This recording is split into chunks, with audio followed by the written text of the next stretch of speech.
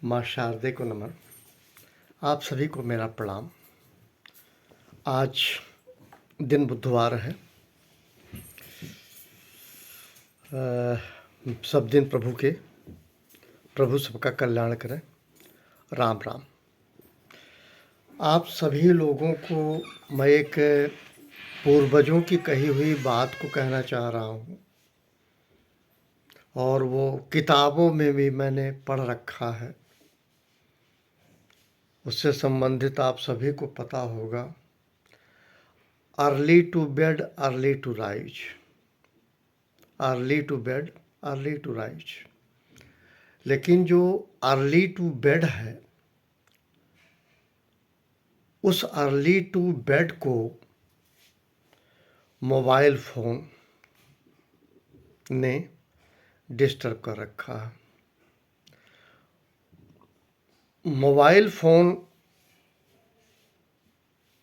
जो बनाया गया था वो शायद ये था कि संवाद एक दूसरे से तात्कालिक हो सके।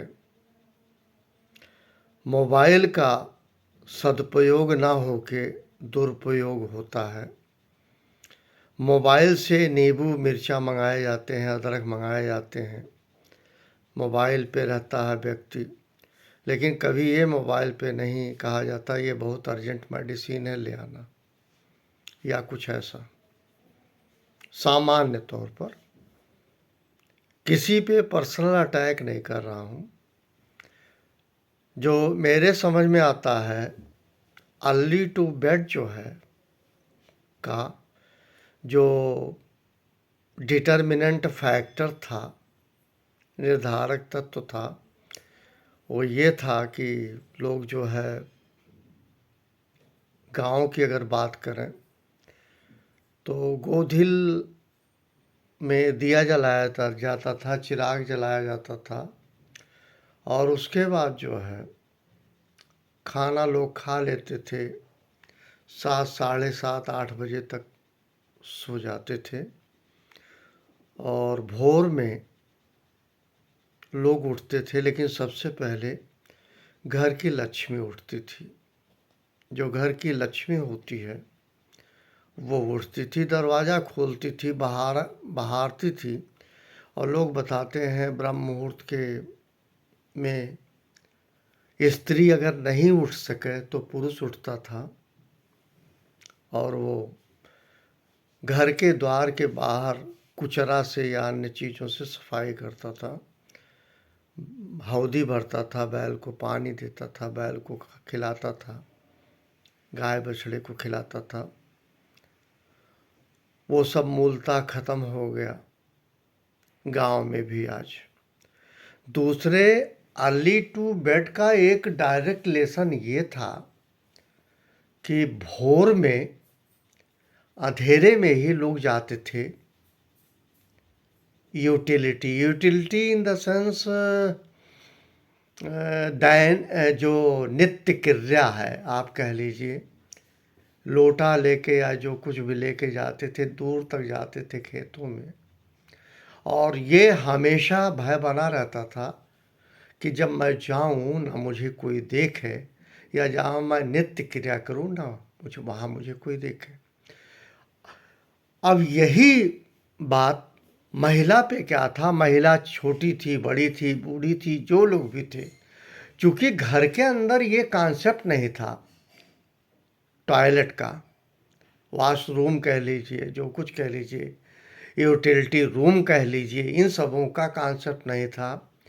कुएं का पानी था, और घर के अंदर बहुत होता था, एक नल होता था, नल चला के और वाहन लेके कुएं से पानी खींचना भरना। इन सब क्रियाओं में सूर्योदय के पहले सारी चीज़ें समाप्त हो जाया करती थी। बहुत पहले बाल्यकाल में मैंने एक परंपरा देखी, सनराइज को लोग पुष्पांजलि करते थे, सनराइज को पुष्पांजलि करते थे। मैं दोष नहीं देता, मैं कुछ कहने वाला नहीं हूँ किसी को व्यक्तिगत, पर बताते हैं ब्रह्म मुहूर्त में उठने से कई सारे फायदा है। बताते हैं अगर ब्रह्म मुहूर्त में व्यक्ति लगातार उठता है कभी उसकी हार्ट अटैक से मौत नहीं होगी। डरा नहीं रहा हूँ, कतई नहीं डरा रहा हूँ, लेकिन आम तौर पे देखा गया है कि जब भी हार्ट अटैक हुए हैं तो 4-5 बजे के बाद हुए हैं। उस समय आलस्य में लोग पड़े रहते हैं। मैं सिर्फ ये कह रहा हूँ कि जब हर व्यक्ति में भगवान है, उसके हाथ में भगवान है, उसके पैर में भगवान है, ईश्वर सब जगह है, तो हमें लगता है जब ये लोग विलंब से चीज़ें करते हैं तो प्रभु उनका साथ छोड़ दिया है। और सूर्योदय के बाद पुष्पांजलि देना, जल देना हिंदू धर्म में, सनातन धर्म में कभी मान्यता नहीं दी गई, क्योंकि अगर सूर्य निकल गया तो उसके बाद स्नानादि भी नहीं करनी चाहिए, नहाना नहीं चाहिए। अगर हिंदू सनातन है, अगर वो पूजा पाठ करता है। जो लोग पूजा पाठ नहीं करते हैं उनके लिए कभी भी सो के उठें, कोई दिक्कत नहीं है। एक बात है लोक भय का, लोक भय, दंड भय की कोई बात नहीं, लोक भय है। लोक भय ये था कि गांव में उजाला होने के पहले लोग बहुत दूर तक जाते थे दैनिक नित्य क्रिया करने, तो सूर्योदय के बाद वो खेत में जा नहीं सकते थे और घर में टॉयलेट था नहीं, तो लोग अंधेरे में दैनिक नित्य क्रिया करते थे और अंततः 7 बजे उनका कार्य समाप्त हो जाया करता था।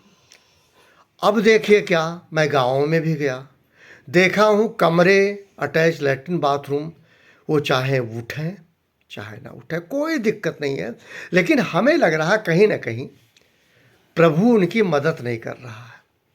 कहीं ना कहीं वो जो भी प्रोग्रेस कर रहे हो मुझे नहीं पता है। आज अमेरिका सबसे डेवलप्ड इकानमी है, सबसे विकसित देश अमेरिका है, लेकिन वो इस प्रेसिडेंट को लेके भाग के बनारस आते हैं, अयोध्या आते हैं, तमाम नगरी में। मैं गुप्तार घाट के निकट, आजकल बड़ी चर्चा है मर्यादा पुरुषोत्तम राम की नगरी की, मैं गुप्तार घाट के निकट रहता था, मैं एक ऑर्गेनाइजेशन में काम करता था। मैं देखता था कि वहाँ 4:30 तक लोग दतून करते थे, नहाते थे, जल दे ना दे दूध का चाय मिलता था, जलेबी दही खाते थे या जो कुछ करते हो। लेकिन मैंने एक परंपरा बहुत गजब की देखी, वो ये है 10 बजे के बाद उन्हें कुछ दिखता नहीं था रात में। आज इलेक्ट्रिफिकेशन हुआ है, विद्युतीकरण हुआ है, बिजली है, उससे सब कुछ देख सकते हैं, लेकिन पढ़ने लिखने की परंपरा नहीं देख सकते। देख अगर सकते हैं तो कुछ और देख सकते हैं, मुझे नहीं पता। मुझे कोई कष्ट नहीं है, मुझे सिर्फ ये है, डार्विन का एक फार्मूला है, अगर आप लोग जानते होंगे, वो ये कहते हैं कि शरीर के जिस अंग को आप क्रियाशील नहीं करेंगे वो अपाहिज हो जाएगा, बेकार हो जाएगा, क्रियाशील रहना चाहिए। इसीलिए पुराने समय में जाता का प्रचलन था, ढेका का प्रचलन था और तमाम चीज़ें से, जिससे उनकी क्रिया प्रतिक्रिया बनी रहती थी और 80 साल की बुजुर्ग महिला पकौड़ी खिलाती थी। अभी भी भारत का एक निकट, पहले मेरा देश था पश्तूनियों का, पाकिस्तान में, वहाँ 80 साल के बाद शादियाँ करते हैं, 90 साल के बाद उनके संतान होती है और 100 साल की महिलाएं वहाँ खाना बनाती हैं। उन्हें ये नहीं पता है उम्र कहाँ है। उम्र का कोई मायने नहीं रखता है अगर आप लाइफ जिए। आप भद्र जी को देखे होंगे, एक अच्छे संत महात्मा जो 100 ऊपर पार कर चुके हैं और उन्हें बड़ी खुशी आजकल मर्यादा पुरुषोत्तम राम को लेके, राम भद्र जी, भद्राचार्य जी, कई नामों से उनको इंगित किया गया है। लोग कहते हैं श्री राम भद्राचार्य जी। मैं कोई टिप्पणी नहीं कर रहा हूँ, मैं सिर्फ ये कह रहा हूँ डार्विन के फार्मूले को अप्लाई कीजिए। अगर आप हाथ पैर नहीं चलाएंगे आपका हाथ पैर बेकार हो जाएगा। और मुझे लगता है कभी भी घर के अंदर टॉयलेट का जो कंसेप्ट बनाया गया, मेरे अपने खुद के गांव में दिलान थी, इसके अलावा आगे एक जगह थी, हम लोग खेत में जाते थे लोटा लेके और कोशिश करते थे कि उजाले के पहले मैं निपट जाऊं, कोई मुझे देखे ना। ये लोक भय था, ये दंड भय नहीं था। एक चीज़, दूसरी चीज़, जो न्यूक्लियर फैमिली का कॉन्सेप्ट आया है, पति पत्नी बच्चा, वो तो कहीं का नहीं रखा, समूल नष्ट कर दिया। और जो एक कोऑपरेटिव और कंजर्वेटिव फैमिली थी, बच्चा जब संतान पैदा होता था उसे कतई नहीं मालूम था, वो अपने पिता को नहीं जानता था। उसके पिता दुबई में या अन्य जगहों पे बॉम्बे में काम करते थे और उनको चाचा पालता था, चाची पालती थी, दादी पालती थी। पुरुष वर्ग घर में कभी भी बच्चे को गोद नहीं लिया। पुराने समय में कभी भी मैंने पिता को, माँ तो दूध पिलाती थी, स्तन पिलाना होता था, लेकिन पिता कभी भी बच्चे को केयर नहीं किया। और बच्चे आईएएस पीसीएस निकले कैसे, बच्चे विद्वान निकले कैसे। कभी भी ये नहीं पता, पिता को ये नहीं पता है ये क्या खाया, कब खाया, कैसे खाया, क्यों खाया, कहाँ तक खाया और कहाँ है। इस सब चक्करों में नहीं रहे। आज सब फॉलो अप कर रहे हैं। बच्चे को बेसिक नहीं पता है, पार्ट्स ऑफ स्पीच नहीं पता है, टेबल 1 से 20 तक पहाड़ा नहीं पता है, 2 से 20 तक। क्या दुर्भाग्य है। एक एमबीए लड़के को अगर कह दिया जाए एक्टिव से पैसिव वॉइस करो, नहीं मालूम है, डायरेक्ट इनडायरेक्ट नहीं मालूम है, बेसिक नहीं पकड़ पाए। और दुर्भाग्य है, एक मैं बार बार कह रहा हूँ, एक अंग्रेजी का शब्द है, when and where it is required, when and where it is required। ये अप्लाई करना चाहिए हर किसी को। और मैं कहता हूँ अगर प्रभु सबके हाथ में है, प्रभु पैर में है, जब हम चलते हैं हमारे सामने वाला उसके पास प्रभु है, तो प्रभु का सत्कार हम क्यों नहीं करते हैं, जबकि वो हमारी इज्जत करता है। कभी भी सूर्य 7 की जगह 9 बजे नहीं निकला है। कभी भी अगर सर्दियों की बात कर रहे हैं, सूर्य निकलता है, हम आपको दिखता नहीं, क्लाउडी सिचुएशन, स्काई का सिचुएशन क्या होता है, उससे सूर्य नहीं दिखता, लेकिन सूर्य अपने समय से निकलता है। हम इंसान कितने मूर्ख हैं। हम सुनते आए हैं, हम 3 बजे रात में आए हैं, 2:30 बजे रात में आए, 4 बजे रात में आए। लोग कहते हैं 12 बजे सो के उठते हैं। उनका अगर दिन 12 बजे शुरू होता है तो ये नॉर्वे नहीं है, ये भारत है। भारत में एक आप स्टेट जानते होंगे, अरुणाचल प्रदेश। मैं वहाँ गया हूँ। अरुण जो है, अरुण को कहते हैं सूर्य, आंचल, उनके आंचल में आता है और 4:30 से 5 के बीच में सूर्य वहाँ उग जाता है। उसके बाद असम आता है, असम में 5:15 तक सूर्य उग जाता है। हमारे उत्तर प्रदेश में सूर्य 7:10, 6:45, 6:50 तक उग जाता है। और मैंने देखा गुवाहाटी में पुष्पांजलि देते हुए 5:15 बजे लोग जल चढ़ा रहे हैं, सूर्य उदय कर गया है। जब आप ब्रह्म मुहूर्त जिस बात को कहते हैं, शायद जिस धर्म ने बनाया होगा, वास्तव में ब्रह्म मुहूर्त से दिन का शुरुआत होता है। हमें सूर्य नहीं दिखता, लेकिन सूर्य भारत में निकलता है, अरुणाचल में सबसे पहले सूर्य अरुणाचल में निकलता है। लोक भय इसलिए था कि लोग डर बस सो के भागते थे जल्दी से लोटा लेके, कहीं मुझको कोई देख न ले। अब क्या है, कुछ नहीं देखना है, क्लोज डोर है। आप 2 बजे लैट्रिन जाए, 3 बजे लैट्रिन जाए, पूरे दिन जाए, कभी जाए, कोई नहीं देखने वाला, आपको कोई टोका टाकी नहीं है, आप बाउंड्री के अंदर है। पर क्या हो रहा, आज देखिए gastroenterology, nephro, kidney, liver, heart और तमाम जो कॉन्स्टिपेशन जिसको कहते हैं, एक शब्द है बदहजमी, ये क्यों है? ये इससे आपके बॉडी में डिसऑर्डर हो रहा है।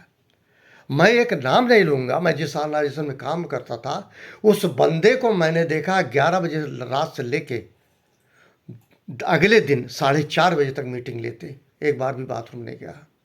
और मैं बचपन में शुरू में मैंने उनकी मीटिंग अटेंड कर दी। उस बंदे का तेज ऐसा था, जो एक बार देख लेता था, वो पैरों पे होता है, कदमों पे होता है। इसको किसी को बुरा नहीं मानना चाहिए। मैंने अच्छी अच्छी हस्ती को देखा है, इंग्लैंड का कप्तान ग्राहम गूच, माइक केटिंग, शैन वार्न जी, ऐसा कोई व्यक्ति नहीं जो उस व्यक्ति को विश्व का जानता ना रहा हो। पर उसका मैंने एक कला देखा जब तक जिंदा रहा। वो व्यक्ति मैंने भोजन करते नहीं देखा, सलाद देखा, और उसका अपना एक संस्कार था, डिसिप्लिन का, अनुशासन का। और उस चीज़ को मैं बटन बंद करते थे। गोरखपुर देवरिया का एक कल्चर है, एक बटन खोल के चलते हैं शर्ट का। देवरिया का ये सबसे बड़ा कल्चर है, एक बटन शर्ट का खोल के चलते हैं। लेकिन वो बंदा सारे बटन बंद करके और तरीके से वेल पॉलिश शू तरीके से आते थे, ऑफिस में बैठते थे। मैं उनको नमन करता हूँ, कुछ उनसे सीखा हूँ। वो ये सीखा हूँ, उनका कहना था टाइम आपके हिसाब से नहीं चलेगा, आपको टाइम के हिसाब से चलना होगा। आज विडंबना ये है, पूरे वर्ल्ड वाइड तो मुझे नहीं पता, क्योंकि बॉम्बे है, बॉम्बे में अगर 4 बजे नहीं निकल जाएंगे तो नौकरी नहीं कर सकते, छोड़ देंगे नौकरी, वहाँ मजबूरी है बॉम्बे। गुजरात एक ऐसा स्टेट है, अगर वो 5 बजे नहीं उठते हैं तो पानी नहीं मिलेगा, सप्लाई है टंकी का। टंकी का एक रेस्ट्रिक्शंस है। अगर गुजराती जो लोग भी होंगे उन्हें पता होगा, उन्हें 2 चीज़ों के लिए, दूध के लिए और पानी के लिए 4:30 बजे उठना होगा, ये आवश्यक है। मैं सिर्फ ये कह रहा हूँ, रविन्द्रनाथ टैगोर 13 भाई बहन थे। Rabindranath Tagore has stated clear the tailor is tilling where the tiller is tilling God is there. उन्होंने कहा ईश्वर कभी भी मंदिर मठ या कहीं नहीं मिल सकता, ये मिल सकता है तो जो हल जोतता है उसके पसीने में, जो मजदूर मेहनत करता है, पसीना बहाता है, उसके माथे से जब टपकता है वही ईश्वर है। ईश्वर उसे कहते हैं, ईश्वर नहा धो के, जनेऊ चढ़ा के और पीछे जो है गांठ बांध के, अगर आप जानते हैं ईश्वर वहाँ नहीं है, और आपको पता भी होगा। उन्होंने यहाँ तक टैगोर साहब ने कहा ईश्वर चिड़िया में पाया जाता है।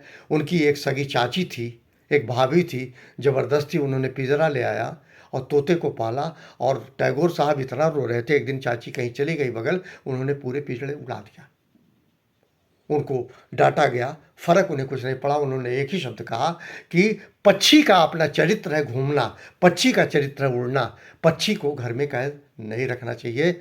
इन्हीं शब्दों के साथ मैं सिर्फ ये कह रहा हूँ, व्यक्ति को लोक भय जरूर होना चाहिए। वो ये है, लोग क्या कहेंगे। स्वयं भय मैं अगर कहूँ तो कहेंगे आप कहीं से सीखे हैं। कभी भी किसी मूर्ति पे थूकते नहीं देखे होंगे, किसी को किसी गमले पे थूकते नहीं देखे होंगे, लेकिन इतना गंदा आचरण हो चुका है। लखनऊ के अंदर भी मैंने देखा, लोगों ने पान पुड़िया खाया है, कोई पेड़ रखा है हॉस्पिटल में, उसी में किनारे से थूक दिए, कोई देख नहीं रहा। लेकिन आपको पता नहीं, आपको जिसने इस दुनिया में लाया है वो देख रहा, आपको आप थूक रहे हैं वो देख रहा। और एक आचरण के लिए, इसीलिए आपको शायद पता नहीं होगा, तमाम मूर्तियां रखी जाती हैं। मूर्ति डराने के लिए रखी जाती, ताकि आपको शर्म आए, कहीं उस पर थूक न दे, सिर्फ इतनी बात है, और कोई कारण नहीं है। और आपके नेचुरल ऑर्डर है, दीर्घ संघ का, लघु संघ का आप करते हैं। जिस भी खेत में जाते होंगे उसमें पहले से लाशें पड़ी होंगी। इसका मतलब ये मत समझिएगा कि आप वहाँ लैट्रिन कर रहे हैं तो उसके माथे पे जा रहा, नहीं। ये संसार नागों का देश है, हमारा भारत नागों का देश है, सर्प का देश है, जिनकी हम पूजा करते हैं। और धरती पवित्र की जाती है, पवित्र होती नहीं है।